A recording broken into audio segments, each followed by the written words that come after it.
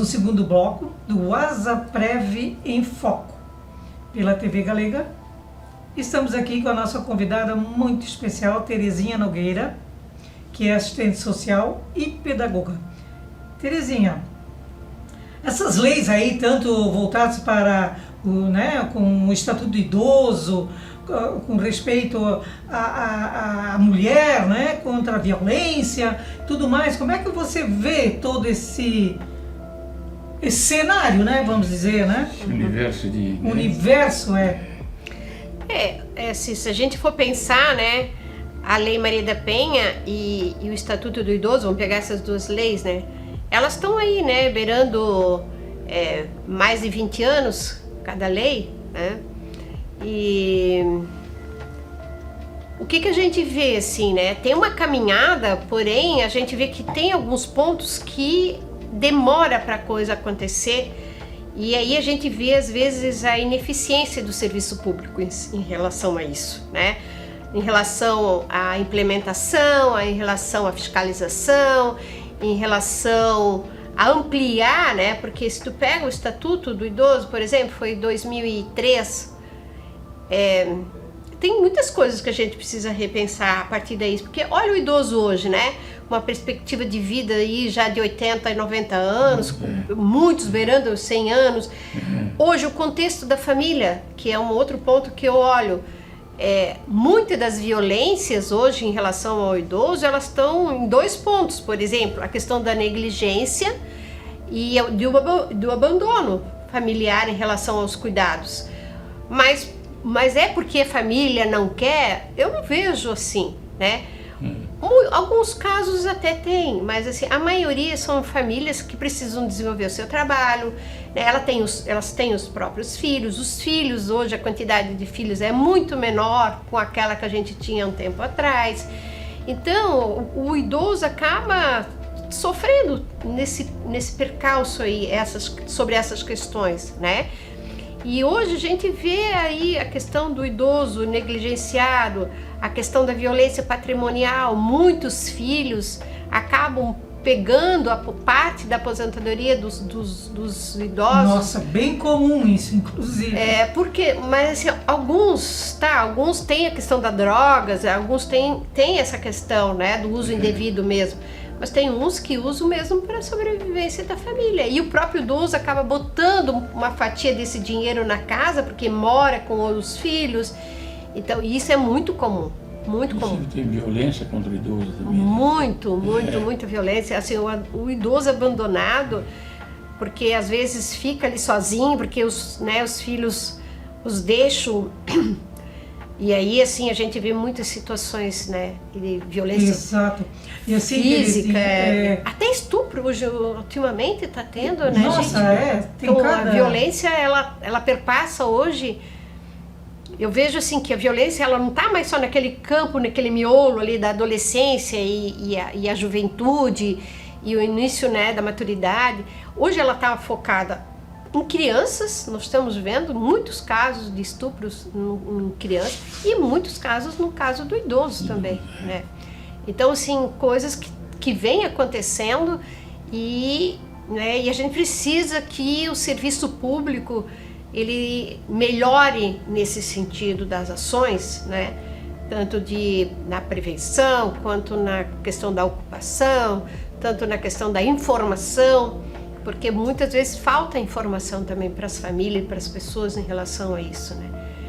E na relação à Lei Maria da Penha, que tem o foco na questão mais da mulher, é outra situação, assim, né? Muitas críticas às vezes em cima dessa lei, mas assim, ela foi necessária naquele período, né, para dar evidência a uma situação, né, que a sociedade vem massacrando já no contexto histórico, né?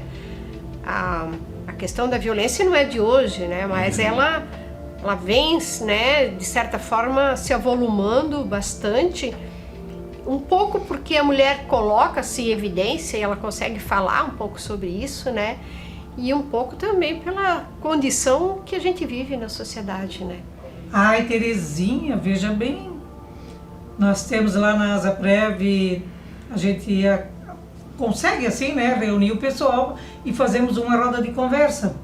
Então a Terezinha será convidada, né? Se ela puder comparecer, a gente vai ficar muito contente, e as informações com certeza, olha só esse conhecimento todo, né? Eu digo assim, a gente tem que olhar, como diz a Terezinha, né, para a questão do idoso, o estatuto, né, as leis, tudo mais, assim, tanto a violência ela está rodeando sempre as crianças, né, o jovem, os idosos, a mulher, e a mulher, né, olha quando iniciou toda aquela questão, né, junto lá na assistência social, nas SEMAS, né, naquela época, a secretária Maria Emília já falou e batalhou para existir a casa, né, a proteção, né, da mulher, né? Sim, a casa-abrigo. Então, a casa-abrigo já foi, né, fruto, assim, de um pouco desse movimento na cidade em prol da defesa, né, da violência à mulher. E a gente precisava de um espaço para poder abrigar e até para poder trabalhar, né?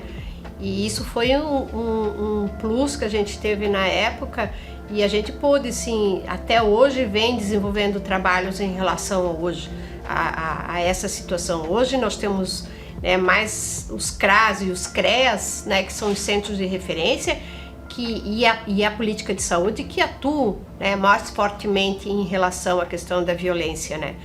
Hoje, e nós temos serviços específicos dentro da saúde, né, que trabalham mais essa questão, né?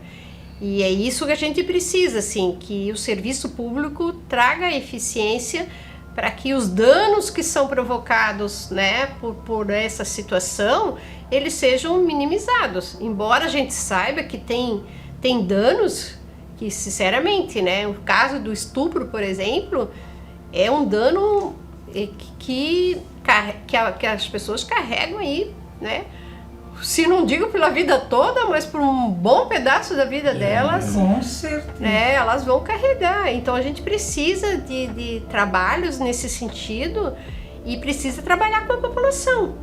Porque se a gente não tem a clareza, se a população não tem a clareza, ela não consegue denunciar, ela não consegue buscar ajuda. Aí às vezes o que acontece dentro dos espaços? Acontece as violências e as pessoas não sabem nem onde procurar, o como procurar. Então isso é muito importante. Quando a gente trabalha direitos, é importante saber dessa rede. E aí esses 10 anos de atuação junto no comitê, e a gente trabalhou bastante essa questão da rede, isso potencializou muito o trabalho em relação ao atendimento às pessoas em situação de violência, né? E isso está sendo muito significativo também. Embora, né, se a gente pegar aí os casos de feminicídios em Santa Catarina, eles, né, estão ainda em ascensão, né? Não tem uma queda, e a gente precisa falar mais sobre isso. Eu sempre digo, a violência é uma situação que tem que ser dialogada com o agressor, dialogada com a pessoa que sofre, dialogada na rede que atende. Se tu não dialoga sobre, se você esconde ela vai só se avolumar ali dentro, debaixo do tapete. Então ela precisa ser conversada. Ó, Terezinha, eu ainda lembro que eu assisti você no teu pronunciamento na Câmara de Vereadores, né? Que foi até um evento, acho que foi a Ana Paula que trouxe, né, sobre a violência contra a mulher, né? Se eu não me engano, não lembro bem o título, mas eu vi o pronunciamento da Terezinha. Então, Terezinha, realmente assim, a gente fica muito contente, né, pela sua presença e assim, parabenizamos pela tua dedicação, né? Sempre assim, querendo continuar a participar, embora que esteja aposentado. Olha só, que exemplo, né? Um exemplo mesmo que merece uma salva de palmas, né? Vamos lá, seu Hildo. Salva de palmas para a Terezinha. Para todas as mulheres, porque nós estaremos aí dia 8 comemorando, né? Quer dizer, não comemorando, uma data para refletir, né? Isso. Uma reflexão, como é que andam assim todos o andar, né, da caminhada, que a gente luta tanto contra essa violência, né, contra a mulher. Então, assim como diz a Terezinha, todos têm que sentar mesmo e conversar, debater. Isso. Certo, Terezinha? E o 8 de março é isso, né, gente? É um momento de diálogo, de reflexão, porque o 8 de março surge, né, a partir da violência também, né? Então, surge lá no período da Segunda Guerra Mundial. Então, e aí, assim, ó, dentro desse contexto das violências, e aí também pega as violências que sofreram as mulheres dentro de um período da Revolução Industrial. Então, todo um contexto que leva à instituição do 8 de março. Então, o 8 de março é isso, é um momento de reflexão, é um momento da gente pensar sobre a questão da mulher, o protagonismo da mulher, né? O quanto a gente ainda precisa caminhar em termos de equiparação salarial, em termos do contexto da mulher na política, da mulher frente aos negócios, da mulher, né, dentro do seu espaço da casa, mas também, né, trazendo o homem, né, como parceiro das atividades. E eu falo sempre de corresponsabilidade, porque não é uma questão de ajuda, não é o homem ajudar a mulher, é o homem ser corresponsável pelas suas tarefas e pelas todas as coisas de criar filho, de gestar uma casa, né? Bem colocado, Terezinha. E é isso bem aí. colocado. Olha, Porque se traz a questão só do homem, ele vai me ajudar. Não, não é ajudar, né? É corresponsabilizar mesmo. E é esse contexto que a gente fala, que a gente precisa conversar e dialogar. O 8 de março é isso, né? Trabalhar o protagonismo da mulher é defender toda essa situação, para que ela tenha um pouco essa igualdade. Não é fazer de conta, não é continuar nas brincadeirinhas, né? Piadinhas, né? Que a mulher é fruto da costela, não sei das quantas, sabe? Essas são piadinhas, né? E eu não vejo assim, eu vejo que se a gente for trabalhando essa situação cultural, né, estrutural e cultural, automaticamente isso a gente vai rompendo.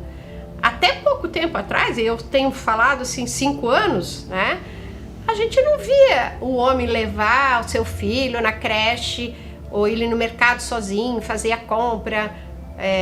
Realmente, Terezinha. Agora a gente já começa a ver isso com mais ênfase, né? Isso. Sozinho, com naturalidade, Isso. sem Olha ser uma só, coisa, a né? Terezinha tá colocando tudo isso aí e eu vejo assim, ó, ela vai voltar em algum programa mais esse ano. Nós traremos aqui a Terezinha, mas assim, ó, lamentavelmente teremos que, né, finalizar o programa, mas assim, Nosso ó, tempo acabou. a Terezinha vai voltar e numa roda de conversa na Asaprev também. Gente, muito obrigada pela audiência, por estar conosco. Até a próxima segunda-feira.